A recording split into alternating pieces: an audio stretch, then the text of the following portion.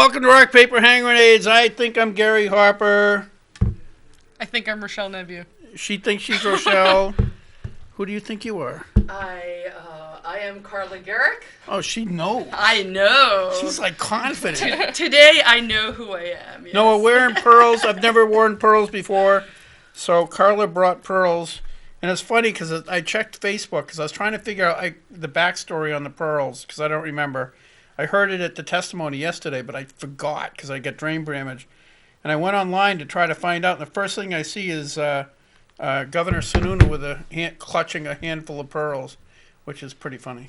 Yeah, so I mean, the way I understand it is that it used to, the Women's Defense League has been doing this for years, and they bring the pearls when they have protests, and I mean, I certainly know, I mean, we have photos of protests I've done before, like at the Bearcat back in, I don't know, 2012, 2014, and I remember Breitbart was like, who are these fantastic protesters with their pearls? And I was like, oh, that's a winning strategy. We should wear them all the time. Oh, yeah.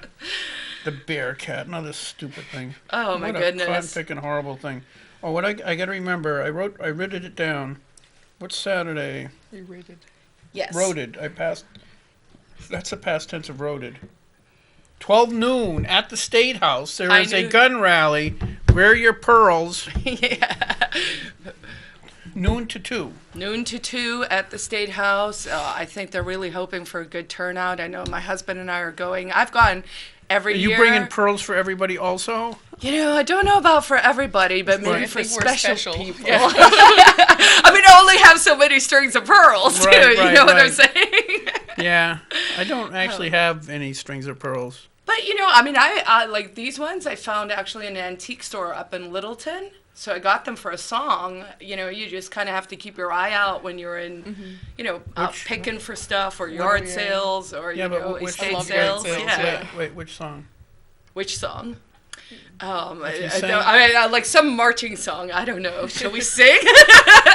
Well, I don't know. If you get something for a song, it'd be nice to know what song it was. I know. I was like, are we clutching at pearls or are we, you know, clutching at strings? I'm confused by this stage. Yeah. So anyway, to catch everybody up to the joke, so yesterday there was another wonderfully constitutional legislation brought to you by the Democrats and money from outside New Hampshire.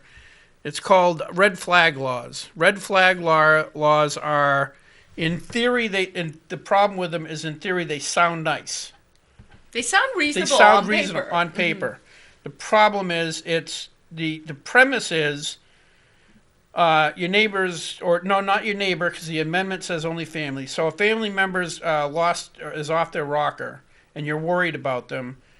And so under the red flag law, you would file a complaint under penalty of perjury, and then the police, they would get a notice, they would notify the court would send out an order, the cops come to your house and take all the guns away so they can't hurt anybody. That sounds reasonable almost until you really think about it. Well, and also my understanding is it is not just limited to family members. It's also that law enforcement can come do it. Mm-hmm. And that, for me, frankly, is kind of a big red flag just on its own, right? So the problem is, you know, these things sound reasonable, but then you're like, well, we have to put an awful lot of trust in the system, and the standards of what has to be proved are very low on the one side, very high on the other side. So basically on the one side, you only have to say, oh, you know, well, you know, we kind of suspect something. Carla's been acting really strange lately. And then on the other hand, you know, if you want to get your property back, then it's a really high standard to prove it. And what happens in between? And I think actually what we should think about is, if you have a family member that you're this concerned about, or that you are seeing this kind of behavior, should you be thinking about like going to judges and working through the system and there ought to be a law? Or should you be thinking, gee, I have a family member that is in a difficult situation, and what can we do to help them? You know, it's sort of this idea of, every time someone is in trauma, like we show up and then we brutalize them even more. There was a guy, yesterday who was having a meltdown at the Girl Scouts cookie stand at Market Basket. Did you guys hear about No. this? So I get it though. I was at the cookie stand. No. You had a meltdown.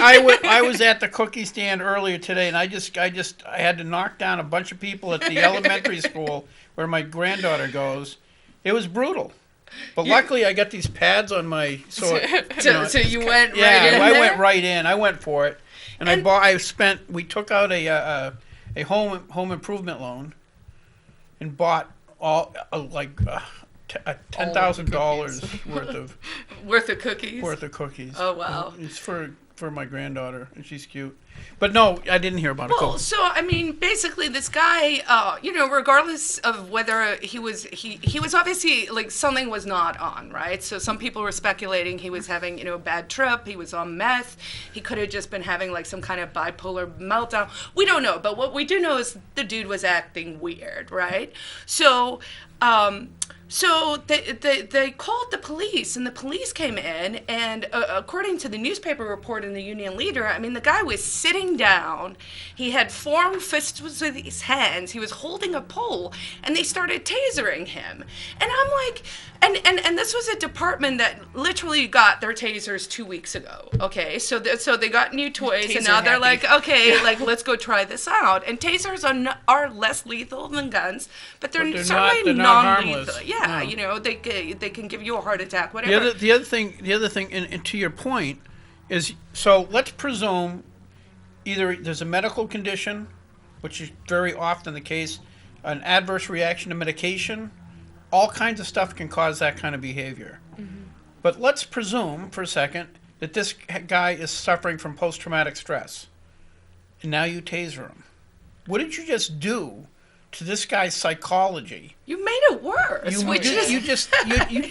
Instead of protecting to serve, they're actually harming and hurting. Well, that's the thing. And Like, they're not trained properly to handle people like that. Like, if there is a mental issue, they don't have that. But you know what? You don't actually have to be trained to just be like compassionate and kind, right? So if you see a situation, I'm like, why can't they have white doctor's coats in their cars? Well, no, and as a first pass, you kind of put that on. You come in, you say to someone, hey, you look like you're having a really bad day. Would you mind just like walking with me, and let's just walk down here? And you can de-escalate situations, or show up in a clergy suit of some sort, or bring the clergy. But this idea of, every solution that we have is force, and it's more bullying. And I'm like, and everyone's going, what's wrong with the world? And I'm like, we live in a world where we solve every problem with violence. Can we stop doing that? Right, yeah. Yeah, so anyway. Sorry, I got a sidelined. Yeah, we that's why we don't let her on the show that often. That's true. She's I'm only allowed to little come bit when out I of bribe him control. with pearls. The cops are going to show up in a second and tase you. So anyway, nothing personal. So anyway, they had this red flag bill, and constitutionally, the real problem with it is the person that you're taking the guns from never had any opportunity to defend themselves. So the Constitution says you cannot be denied your liberty or your property without due process. Mm-hmm. There was no due process. The only process was you have a person that's accusing you, and the judge that only hears a side of a story, and then they come and take your guns. Yep. And that's it. And that is just fraught and open for abuse, right? Because people are going to be like, you had a, fight with a spouse, or, something went pear-shaped, or, things just get ugly, and then people abuse that. Everybody in the audience knows somebody that's gone through a bad divorce, knows somebody that has a cousin that doesn't like them or hates them. This gives those people the authority to absolutely torment people, because so they go through the process, they take your guns, now you got to possibly pay, they didn't talk about this yesterday, for storage of those firearms. Mm-hmm. You have to pay, you're going to have to hire a lawyer, So now if somebody's falsely accused you, which happens a lot in domestic cases, so somebody falsely accuses you, you have to hire a lawyer because you're not going to go to that court unarmed. He says jokingly. So, and then once you've been adjudicated that there was really nothing wrong to begin with, here's the big problem. Like you said, how do you get your guns back? Right. What psychologist or doctor is going to sign off and say Gary Hopper's fine, he can have his firearms back? What kind of liability do they have to pay? Right. You know? No, the whole thing is just really bad. And here, at the bottom line is we have the Constitution. So if people want to change how we work with guns and look at guns, that's okay. But you know what? We shouldn't be doing it with these incremental laws. If you want to say people in America are no longer have the right to keep and bear arms, all right, let's have that discussion. But then it needs to be a constitutional amendment. That's how it's supposed to work. Yes. You don't get to come in.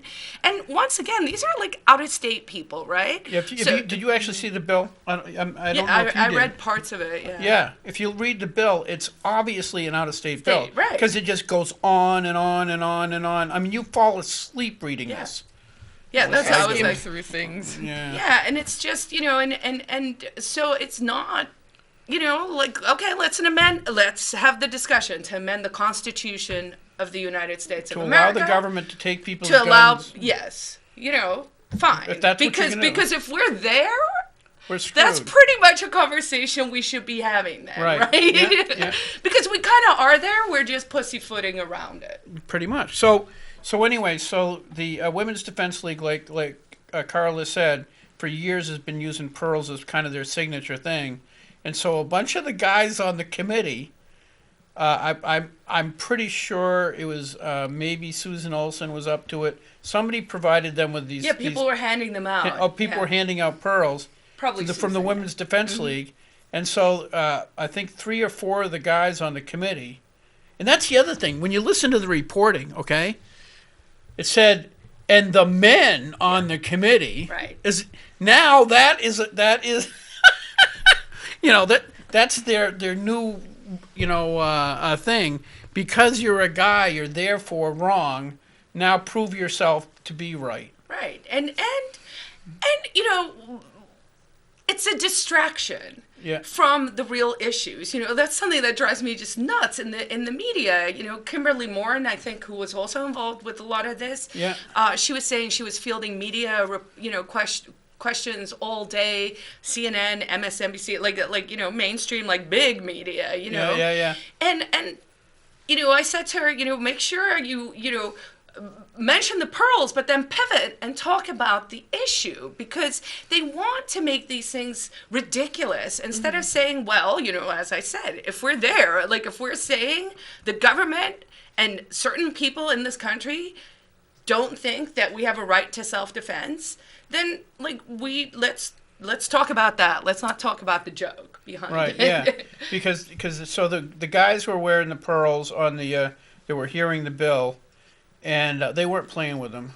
I would have. They had short strings. Right. I would have been counting. But anyway, I'm always fidgeting at committee hearings. Anyway, so the women. What was the women's group that was there to take our guns? What were they called? Moms Demand Action. Yeah. Okay, so now Moms Demand Action are all wearing T-shirts. Right. There's actually one of the things the woman's ripping her blouse apart to show you her T-shirt, which I kind of thought was a little bit. Well, and sexist, also, but, let's not forget the pink hats from, a year yeah, ago or I 6 know. months ago. But- and it's like, oh, okay, so that's okay. You can wear a vagina on your head, and that's okay. That's good. That's good. But if you want to wear pearls to signify, and once again, I mean, based on what I heard from the Defense League, it wasn't to mock. It was something that's been done for a long time. Maybe it originally started as a mocking. Also, why are these news groups presuming they're men? Why are they assuming their gender? Well, that, and also, and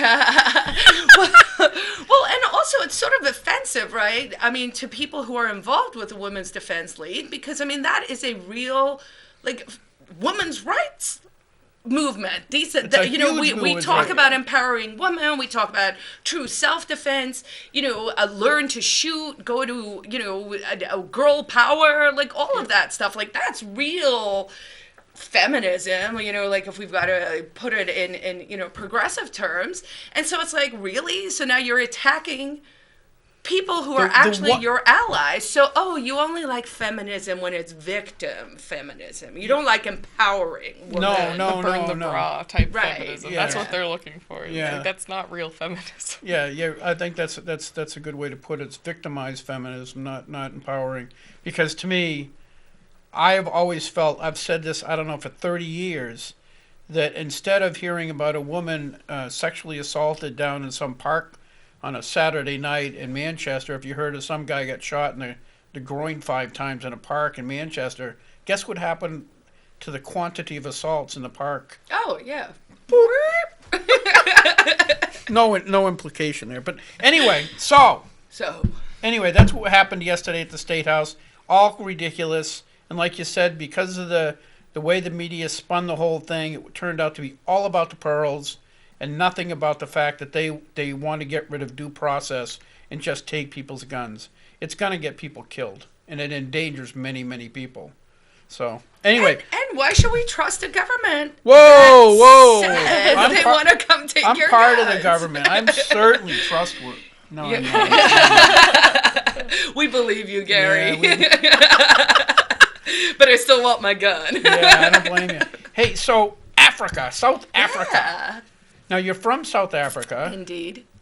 And you went back. Yes. And I wanted to hear about that because I've heard one of the things I was particularly interested in is back here, we hear that the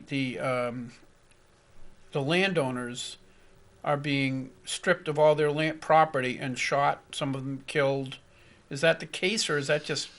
So, it is true. There are farm murders, and there's certainly a push by, I would say, sort of a lunatic fringe there. Wait. They have a lunatic fringe in South Africa? Yeah, there's a mass lunatic fringe. I think that is just, sort of part of the endemic of socialism, to be honest. Like, I was surprised. One of the things that really surprised me when I got back, so I hadn't been back in 15 years.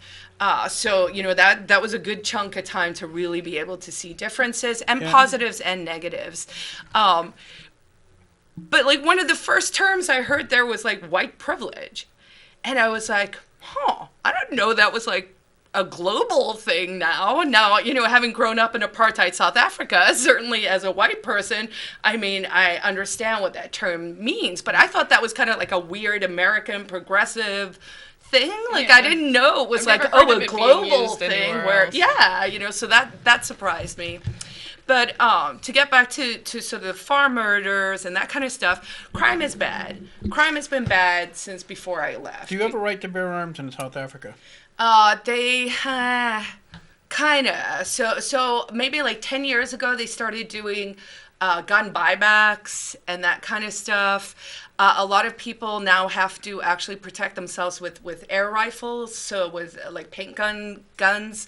You can get a license. You have to jump through a lot of hoops. Wow. I think more people are arming themselves now. Certainly people on farms, for the most part, are armed. It's not so much, as far as I could tell, on the farms a white-black issue where it's just black people murdering white people. I think it's more your rural and a sitting target issue. So certainly black farmers are also being murdered. Oh, okay. But less because there are less black farmers. So I think a lot of what we are hearing here has a sort of right-wingy, alt-right that's why I wanted flavor. to know. Yeah. So it's partly true, but I think it's being exaggerated. And I want to, also say that there are a lot of positives that I saw there. Like it's dynamic. I saw a really strong emerged black middle class, which was really cool to see. It was awesome to like go to a mall and see multiracial couples. That's not something I saw before the time. Right. But then also on the flip side, there's mass corruption. If we think we have problems with our swamp, it's a lot worse there. really? Yeah, I mean, it's very, very corrupt. And amongst other things, Zuma, President Zuma, who just got worked out because of his level of corruption, there was a great civil disobedience story. I mean, it just made me smile. So the roads there are incredibly good. Like the highway between Pretoria and Johannesburg, which is probably about 60 miles, 5 lanes, 6 lanes, super highway, great, cars going, all the cars are new. I mean, there were just really things where I was like, wow, like it feels like an emerging, real, second, almost first world. There's a lot of poverty, and yes, we got to fix things, but, it felt good. Yeah, but if you don't have the emerging economy, you have no resources to fix anything. Right, but I mean, Africa has But a lot of. I'm just saying that because so many people say, "Oh, poverty. We got to, there's all these people have these big companies. Why is there poverty?" You say, well, if you don't have those big companies, you have no resources to fix anything. I mean, really, the question is, why are there so many poor people in the world? It's like, do you know that every year there are less poor people, and that's because of markets and capitalism, not because of the government. Right. Yeah. And certainly in South Africa, not because of the government. So they have these highways. So they put in this very expensive toll system with these new cameras and everything, but they weren't going to use the money from the tolls to support and fix the roads. It was being siphoned off by this very corrupt ex-president. And so when people figured that out, the entire country, 80% of the country was like, no, we refuse to pay these tolls. We'll get the tickets. They burn them. 80% of the country stood together and said, enough is enough. We are not going to tolerate this, and we won't pay these fees. We won't pay the highway robber. And I was like, go South Africa. Is it like the tolls like in Blazing Saddles? No. Did you ever see that? You seen Blazing Saddles? It was a long time ago. Yeah, somebody's got to go back and get a crap load of dimes. And then I wanted to say in South Africa, also the other interesting thing for me was there's an emerging private security. So, in terms of the police there are pretty bad, and very corrupt as well. So, like, if you get pulled over for speeding, you basically just have to pay a bribe, and then you're done. And I was like, well, what's the level of that? Like, how much money should I be rolling with in case this happens? And it's between 1,000 rand, which divide by 14, so whatever, let's say $200, down to like a Kit Kat. So it just depends on what you have and how you Keep all the candy in the car. So the box of Girl Scout cookies on my front seat would be gone. Yes. And people were giving me all these tricks. They're like, okay, if you get pulled over and you don't want to pay the bribe, make sure you drive with a really big handbag. You guys saw my bag when I came in. I have this huge bag. Right. Mm-hmm. And my one friend was like, so what I do when they pull me over is I just take my handbag and I'm like, I know it's here somewhere. And then she just shakes out the bag and she starts looking for stuff. And then it takes so long that they're like, just go, please leave. Please leave me alone. But with the private security, it's fascinating. Like my sister-in-law, who they have a beautiful home in Pretoria. They don't have burglar bars on their house, which is unusual because a lot of people just, it's kind of like you live in a mini jail. And they don't, but they do have an electric fence, which is kind of like it's strong enough to kill an elephant. No way. But because of the corruption and this really bad president dude, they started with rolling blackouts again because they stole all the coal that feeds the power plants, and so they have to have these rolling blackouts, which was brand new, like literally started the day we landed. So we're sitting by the pool, we went from winter to summer, it's beautiful, the birds are singing, it's just lovely, and the power goes out. And I was like, so this electric elephant fence we got that's keeping us safe, does that work when the power's out? And of course it didn't. lots of people do run them on generators, or they have these private security forces who will come in and like theirs is a team of Zulu, like Zulu warrior, like big black dudes who come with like guns on their back and they're like badass. And you're like, hey. I was like, can we trip the alarm just because I want to meet them? I don't think you want to meet them that way. No. Those Zulus are wicked bad dudes. Yeah. I forget what they... Gosh, I wish I had a more gooder memory. But I think it was the Zulus who could, like, run 30 miles and attack. Yeah, Run 30 miles and still have the energy and drive to attack the English. Very, very fit. And I mean, the Bushmen, the original Khoisan people, which is, you know, probably in terms of like cradle of civilization, like some of the oldest true like humans of our planet, they would actually hunt by just like literally running a buck to death. Like they would just like run it for like 7 or 8 days till it dropped dead. And I was like, I will never be fit enough to do that. I'm gonna go hungry. No. Yeah, I'm with you on that one. Civilization topples. I cannot do that. No. If there's a competition for buoyancy, I get that covered. But I don't think that's something that's very necessarily helpful. Oh my God, I'm not even gonna say it. Never mind. I was gonna be like, you're a good floater. Yeah, I'm a good floater. Yeah, like if, in other words, something happened at sea. Right. Okay, you're the guy. I'm the guy that everybody's gonna cling on to while I die. So, what else did you find out there? You said there's a lot of good stuff too. Yeah, so just, you know, in terms of sort of seeing the economics of like really seeing like the market emerge, you know, like one of the things like it's weird, like all the cars are white. And I was trying to figure out why that was, but I think it's because of sun damage. And there are actually a lot of factories down there, the BMW and Mercedes, I think. And so they make them and ship them. So maybe all the white cars stay behind in South Africa for some random reason. Is it that hot? How hot is it down there? It gets, you know, I mean, you know, it's like 32 Celsius to 40 Celsius in the summer. That doesn't mean anything to me. You might as well be speaking French. Yeah, and you know what? I do all my temperature in. I stayed metric when I came to the States. So no, if you move to America, you got to speak American. You know, I mean, am I right? Come on, stick with me. 32 degrees Celsius, 89.6 degrees Fahrenheit. Thank you. So between 90 and 100, that's in the summer. Oh, okay. And it depends where you are. You know, different areas have different climates. Cape Town is a little cooler because it's near the sea. Durban is super hot and humid.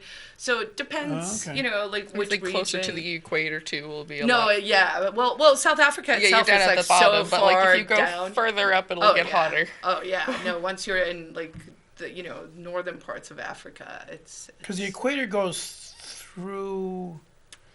just south of Egypt. Yeah. Right? Yeah. So...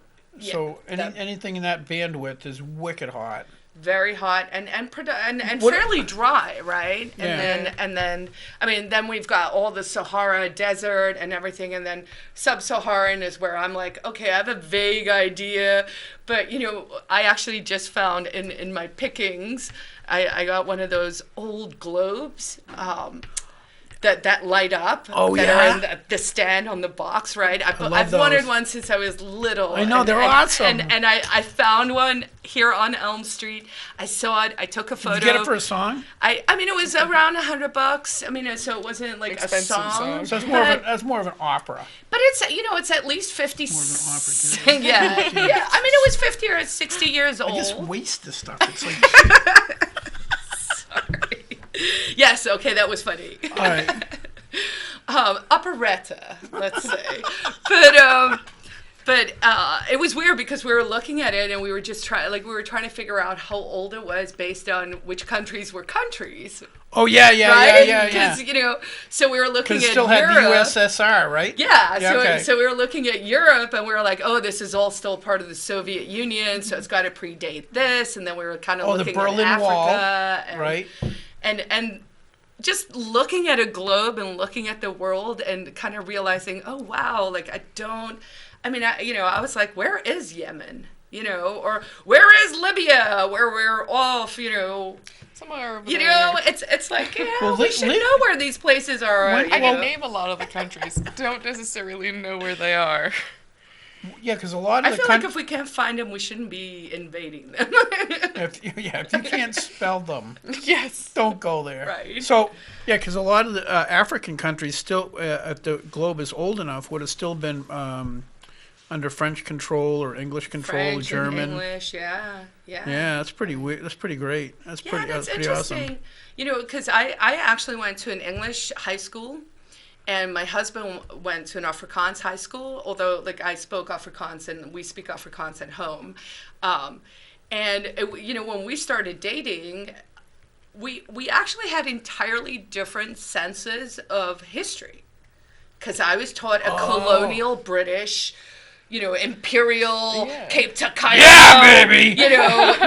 history, and he was taught a Boer, guerrilla, stop the English, they're here to steal our land and enslave us, and That's so, awesome. Yeah, so it was like, okay, even when Compare points we now. say, you need to know your history to learn from it, but it's even then, it's like, whose history? Yeah, it's the yeah, history yeah. that they want to show you. Because even in the American history books, they leave stuff out because they don't necessarily want you to know what happened. Yeah. No, nobody really wants to revisit Wounded Knee.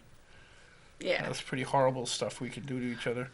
I'm curious because you obviously went to school here, right? And do students take history at school, or is it optional, or No, Oh, you have to. You have to take, I believe it's at least 3 years worth of social studies. Because I know at the school I went to John Stark out in Ware, and we had our regular. When? I graduated in 07. Oh, so I was your state legislator. You were. Wow. and You're you still my parents. Because they still live out there. But we had our general social studies for freshman year, and then sophomore year was Western civilizations, where we focused more on Europe, and then junior and senior year you share American studies. So it's kind of a extended course that you take, and it covers everything that we talk about in America, but keeping we didn't learn about Wounded Knee when I was in the American Studies class. But. And then, do you? Cause I've seen posts where people say you kind of learn the Constitution, but you're sort of like, oh, the Second Amendment is the government allows you to have guns, kind of teaching. No. It's not that bad. No, it's or, not that bad. It depends. The thing is, it's subject to teacher. Okay. Yeah. Okay, so when I was in school, they taught you about the This was not a million years ago. no, Around the time of close. the Dinosaurs. It was at the same time we were getting talkies. Oh wow. Right, yeah. Okay. So, but we were taught about the revolution. A lot was focused on the revolution and separating from the English. And I don't remember them focusing that much on the Constitution. I think Dad did a lot of that. But yeah, we learned history. But like you say, it was from an American perspective, because we won against the British. Yeah, the French helped, but who cares? yes. Right? We fought in the Civil War against slavery and won. The Southern states history classes are very different from the history classes we have up here, about the really? Civil War. Oh, I would think. Because in their aspects, they won some things that we think we won, so they Right. teach them differently that way. And down south they'll call it, the War of Northern Aggression, right? I've heard that. I don't know if that's something you're not allowed to say. I don't know but- for sure, but I think that sounds right. That sounds about right. So, but then we learned about how awesome we were during World War I, that we saved the day, which is not really true. It was just that they were at a stalemate, so a million troops from America all of a sudden would just flip the balance. Yep. It was basically body count. And then we absolutely came to life in World War II. When Hirohito said, "I think we're waking a sleeping giant," Right. that was absolutely true. Yeah. We fought a world war on the European, Africa, Pacific Islands through the islands because MacArthur was too stubborn to just attack Japan. Well, but he couldn't get there, right? Because the planes in those days couldn't actually fly that far. So they actually, I'm reading Unbroken right now, which is... You would have to pit stop to refuel. They had to like go to the like the Marshall Islands and then like refuel. Yeah, but he wanted to capture all those islands as they went across, where it would have been simpler just to cut off the supplies and move on. But anyway, I say when I was in high school, we didn't learn about the Constitution like fully until like our senior year or like junior senior year. When we have a little bit more understanding of it, where we can understand what it's talking about. But they just kind of, my teacher was a lawyer before he became a teacher, so we kind of got this is what it reads, interpret it as you will kind of deal. Right. They didn't steer us in any one direction, and I feel like I kind of got the unbiased teachings of it because my teacher was a lawyer. Like he taught a criminal justice course at the school too, so we got to go to the police station and tour that. And the cops actually Did you get tased? No, but the cops took us to the shooting range, so we got to shoot off some of the police grade weapons, and like they taught us how to load ammo, and it was really interesting and neat to get that kind of feel from it. But my school also, like my graduating class was less than 350. So the perks of a smaller school. Right. Yes. So I feel like that's why they can teach a little bit better. Yeah, they can, and then conversely, my grandson's going through the Manchester schools, and one of his teachers told her class that she was ashamed of her whiteness. Oh. It's like that's when I start looking at the teachers, like, what? How did you get this job? Why would you shoot yourself in the foot? Yeah. Why would you tell children that they're victims right out of the gate? Yeah, I mean, I think that's really just a serious problem with sort of where we are. And so one of the things I'm sort of excited about is to remind people, we're humans are awesome, and like we should, you should embrace and challenge yourself, and like this whole victimhood thing. It's a malaise. Like we've got to get past that. It's a terrible thing to teach kids. No wonder all the kids are depressed and angry and antisocial. They're defeated because they're taught to. But yeah, it's like, I mean, let's teach them, hey, like gung ho, like at least the Girl Scouts, and apparently there is now a all girls Boy Scout group. Yeah, and I'm like, wow. Makes all the sense in the world. You're right. Yeah. They should just teach what they teach in Boy Scouts and Girl Scouts, and then take the Girl Scouts and teach it in the Boy Scouts too, and then there you go. And I actually think there's value. I went to an all-girls school, and I'm glad that was my experience. Like I think that I think there's the advantages of that is the pressure to look perfect is not as prevalent. Well, because you're not impressing anybody. Yeah, I mean, I also, we can argue, but school uniforms takes a lot of that nonsense away. Like we had to wear uniforms, we weren't allowed to wear makeup. You had regulation hair and whatever, and. I'm someone who, definitely is, on the freedom spectrum, but I was like, it just made stuff easier, down to the regulation sports panties, and they had to match your sports dress, and in some ways it's like, it just takes all the pressure off, being a kid and like all those hormones, and I mean, it's kind of a rough time, they're little, your brain's forming, when they're really, really little, I think it's like, they probably, you're like the inputs like being on drugs or something, you're like, you can see their brains like going. Oh, I know. So just watching a toddler walk around, my friend posted a picture of their little one sitting there like, completely engrossed. It was a ceiling fan. Yeah. It's like, whoa! But and that's think about awesome. it. Like when you're learning, like you're like, how does that stay up there? Yeah, how is it moving? Like how Shouldn't is this that fall? Yeah. Is that like gonna decapitate everybody? What's going on? So Yeah, I just think we should be flipping all of this on its head, and people should be looking at what they're eating, what we're putting in our bodies, like. Wait. If you're just gonna start trash talking mint Girl Scout cookies, I'm gonna have to ask you to leave. Moderation. Moderation is key to a happy life. Yeah. So only a box at a time. I mean, it's your choice. Just don't make Right. me pay for your A medical. row from the Samoas. That's all I'm asking. Do what you want, but what are you trying to say? we're also on this Carla. lockstep to universal health care, right? Well, we should, yeah, because it's a right, Well, show me It where says it's a right in the It Constitution. said, I read it on Facebook. That was somebody said that. It was, you have a right. I think I posted it. There was a picture of somebody saying that you have a right to health care. Where's that? Where the heck? Rights are something the government can't take away from you, not something the government gives you.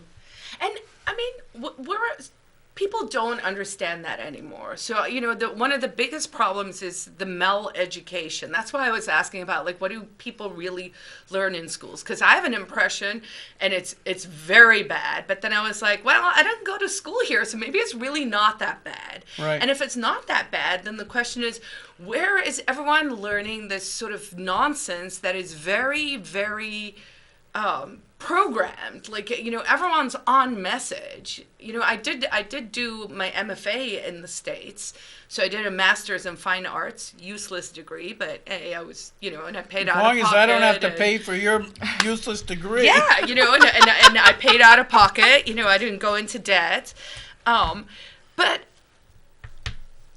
I mean, that program was postmodern. I still genuinely don't understand what I learned. I mean, I got the degree, but every time I went to class, I was like, is it me?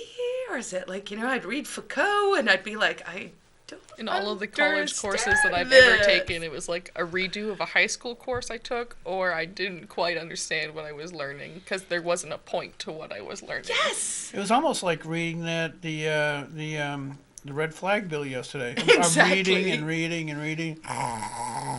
So what do you think's going to happen with that bill? I mean, I know I the don't know. governor I mean, said he would veto, right? The governor said he's vetoing it. I can't imagine if there is a single Republican that votes for it, they should be shot. Well, let's go with a non-violent They're going to take away your answer. They guns, should Gary. just be... Well, last week, join Because the you said Democrats. that. They're going to how many times did I threaten to shoot Itza last week? Oh, yeah. Twice. And Dan Itza is the one person I could get away with shooting. Yeah, he might shoot you back, No, right? because I could shoot him, right? Then I'd go to court. And there's not a judge in New Hampshire that would convict me. Every judge in you New have to Hampshire find an would probably unbiased hand me a box of ammo to replace the stuff I lost. Said, thank you very much, Representative Hopper. You can go. Oh, you're bad, I am Gary. a bad person, yes. But you had fun. But yeah, so I mean, I'm hoping the governor vetoes. I mean, there are several bad gun bills. There's a lot of bad stuff going on. Some wicked at bad the stuff. State We House. passed. I can't even keep track. We passed a lot of new taxes last week. A lot of new taxes. Were they publicized, though? Yeah, it's all public. It's all roll call votes. We passed a bunch of new taxes and fees. One bill had 20 taxes and fees in it. One bill. I'd have to go back. What and look at happened yesterday? Were you there yesterday with the Education Scholarship Fund stuff? No, I'm in Judiciary Committee, Okay. so I was in Judiciary Committee. We had executive session, so I had to stay there for all that. And then I went over to Reps Hall to see what was going on with the silliness over there. Right. And so that was pretty much my day. I didn't get involved in anything else. Yeah, I haven't heard what happened, but because I'd gone up for... Well, typically the hearing, in other words, they had the hearing today, yesterday on the red flag bill. Typically, they don't exec on it until next week. Right. They'll exec on that next week.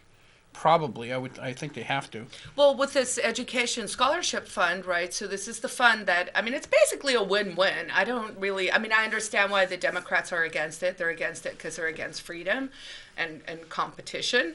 But, beyond that, really, it's not really costing taxpayers of New Hampshire anything. It's the businesses that, fund these scholarships. And out of the tens of thousands of kids that we got in our school, we're only talking like 400 and something kids. Yeah, I mean, I guess there are like 40 kids from the west side of Manchester, which is my area, my district, and, that surprised me. But also, I went to so what happened was this was the second session of the testimony, because the first one, the chair lady, Almay, is that her Almay, name? Yeah, yeah. she, I guess, didn't understand that even though she had gotten like 200 letters that there were going to be a bunch of people who were going to show up and testify. So of course they, let the state testify for an hour and a half to 2 hours, and then spent half an hour telling us there wasn't really enough more time, and then gave us 20 minutes, and then made, 200 people, families and children, come back to yesterday to continue the testimony. And I couldn't make it yesterday, so I was just curious if you had seen what had happened. No, I didn't go over for that one. But that at the first hearing was probably the most diverse room I had ever been in New Hampshire. I mean, we're black, brown, white, the whole gamut. These were like families who are truly benefiting. The kids who were testifying were saying they're thriving where they are. And I was like, why do we want to stop this? Like, why? Like, it's wrong. I don't know. There was what is it? There's like 3 or 4 votes we're going to make tomorrow on. That we have to vote on tomorrow about election. They want to decrease the limitations on elections, which is ridiculous. People, you should know. I should be able to know as a state legislator that the people who voted for me or against me in my district were from my district, or that's it. We're of legal age, and lived in my district. That is a reasonable thing for me to assume, and they're trying to get rid of that. Well, and also this whole argument about my understanding is, I think it was SB 3 or something from last session, right, where they said if you are going to vote in New Hampshire, you have to be a New Hampshire resident, and one of the ways you become a New Hampshire resident is you have to get a driver's license, right? So I think there's a court case, and it may even be the NHACLU that's pushing it. They're good on some stuff, not great on other things. Whatever, I can work with them. If you are an out-of-state student, you are allowed to vote in New Hampshire. Yeah, which I'm like, okay. But what these kids did, they've just filed a lawsuit with a bunch of students, and they're like, no, forcing us to get a driver's license is a poll tax. And I was like, oh, okay. If it's a poll tax on them, it's a poll tax on every voter in New Hampshire. So nobody has to get a driver's license. So no one has to pay that fee. Right. That's true. So be careful what you wish for, because if they're going to shenanigan, I'm going to start shenaniganing back. You're going to take up residence in the state where you're going to school. Like, you were living there for 4 to 8 years. You kind of got to get a license. Right. Well, no, you don't even have to. And you're not taking, if you're going to vote. You can still get a non-driver's identification, which is equivalent. Yeah, and it's $40 cheaper. And the thing is that when they say, oh, but you're taking away the right to vote, you're like, no, you can vote in your home state. Like, you live it, your domicile is somewhere. So it's either here and you're a resident here, or it's there and you can vote there. Your right to vote isn't being taken away. Mm-hmm. You just have to pick one, and you got to pay, you got to pay your dues in one of those 2 places. You know what I think would crush this? Is if people got organized on our side and went to towns where this crap is going on, got those same people on the voter registration list to go down and start to the town meetings and vote for free stuff for the kids. Say, hey, if you show up, there's a warrant article. If you go down and vote on this, everybody gets free beer on Saturday. I don't know. I'm being silly, but you know what I mean? Yeah. And next thing you know, the town would start raising hell because wait a second, we can't. They don't even live here. Right. And we got to pay for all this. Well, yeah, you do. If they can vote, yes, you do. Well, but in some ways, on a town level, maybe, but I mean that really is what's kind of happening on a statewide It level. It is. Right? That's why I I'm mean, saying we have a problem in all the towns that have universities. I mean, that's why I'm saying if somebody got organized and did something like this, it would bring home how unreasonable this mindset is, because they really don't live in Dartmouth. You know what I mean? Yeah. They're just domiciled there. They should not be able to completely affect town politics. But under the way the Democrats want to interpret this, yes, they can. Right. So I think if if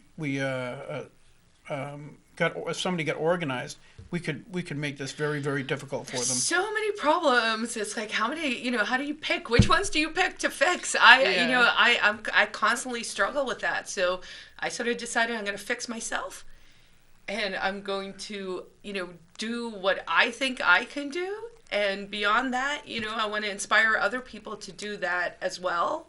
But it's going to take each one of us and our own human action. It comes down to that thing where people go, we should, and it's like, we should nothing. What are you doing? Right. Like you fix you. I saw a great little clip on social media, and it was some kid, and he was like, white privilege, boo-hoo-hoo, and he was at an Ivy League school. And the person he was talking to was like, why don't you give up your slot at this Ivy League school for someone else if you think that everything you're spouting is true? Go, No one's going to do that. Right, because it's really easy to go, someone else needs to. Or let's force everyone instead of just going, what am I doing? And can I do better? Well, that's just it. You have Ortezio something Cortez. AOC, yeah. AOC. She's advocating to get rid of all cars. Yeah, I know. Right? She's That Green New Deal is like crazy. It actually has the words for people who are unwilling to work in it. They had to take that out, but that genuinely was in there. Yeah, when it first came out, yes, Yeah. that people should be guaranteed an income even if they were unwilling Willing to to work. work. Yeah, I saw that. So the So now we're going to have non-workman's comp. right, because it's only fair. But the thing is it's the same thing you're saying is. She says we shouldn't have cars. Well, she could take the train from New York to D.C. What does she do? She takes a plane. Yeah. Why is she taking a plane? She's talking about the poverty and everything else. The woman's making more money now than she's ever in her whole life. Her wardrobe is certainly quite shiny. Oh, yeah, it's very shiny. That's some nice clothes. She got $10 million to write a book. Really? The girl has no life experience, and she got $10 million to write a book. Not that I'm bitter. But but the thing is, she's benefiting profoundly from capitalism, Right. and then speaking out against it. Yeah. I mean, and that is part of the irony. I mean, that was something that would just amuse me at Occupy, right? Where everyone's like, smash capitalism, and they're all like taking videos with their, iPhones, and it's like, how do you think this thing came about? What do you think, that's magic? I know. Same thing. The same people yelling white privilege and all this other crap, and the only reason that they are in a society that's lucrative enough so that they can afford to have such stupid opinions is because of capitalism. Yeah. Because the poorest people in our country are still wealthy compared to a lot of the rest of the world. And also the countries that they sort of hold up as this, democratic socialist ideal, most of them are very capitalistic. All the Nordic countries, none of them have minimum wage. All of them have school choice. And so like this sort of idea of, we're going to be like, and it's like who?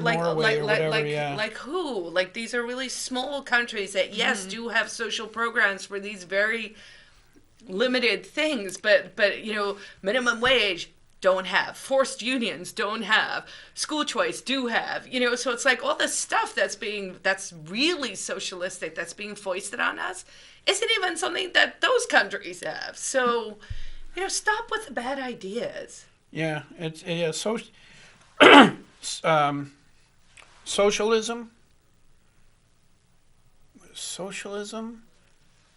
communism. We got a minute. socialism, communism, and atheism killed over 100 million people last century. I mean, yeah, I'd throw fascism in there too, probably. Yeah, but still kind of socialism at its eventual point is fascism. Sure. But Democratic Socialist Republic of Russia, the Democratic Socialist Germany, Communist China, 100 million people. Oh, easy, yeah. When government has, if you have a government that has no moral underpinnings, which means they're atheists, so atheists, strongest survive, that's it, that's the only real rule, and they have absolute power, because you've given them, the government has all the power, they have all the guns, it will kill by, a crazy person that they're talking about yesterday at the State House kills 10 or 20 people. A government that is that out of control kills by the millions. I love you guys. See you next week.